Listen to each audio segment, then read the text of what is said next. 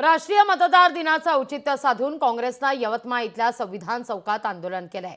यावेळी आमदार विजय वडेट्टीवार यांनी बॅलेट पेपरवर मतदान घेण्याची मागणी केली आहे। ईव्हीएम मशीन हटवा अशी घोषणाबाजी यावेळी करण्यात आली।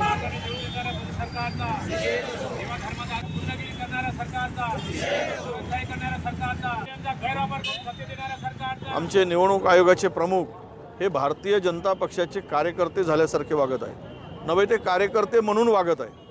खरं तर लोकसभेच्या निवडणुकीच्या वेळेस 2019 ते 2005 मध्ये 24 मध्ये 5 लाख मतदार वाढले 5 वर्षात, आणि लोकसभेपासून तर विधानसभेपर्यंत 6 महिन्यामध्ये 50 लाख मतदार कसे वाढू शकतात, हा खरा प्रश्न आहे।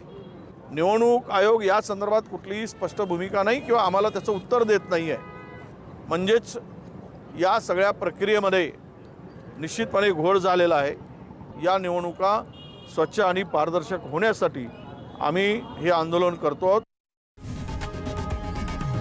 लोकशाही मराठी ऐका, पहा, जागरूक रहा।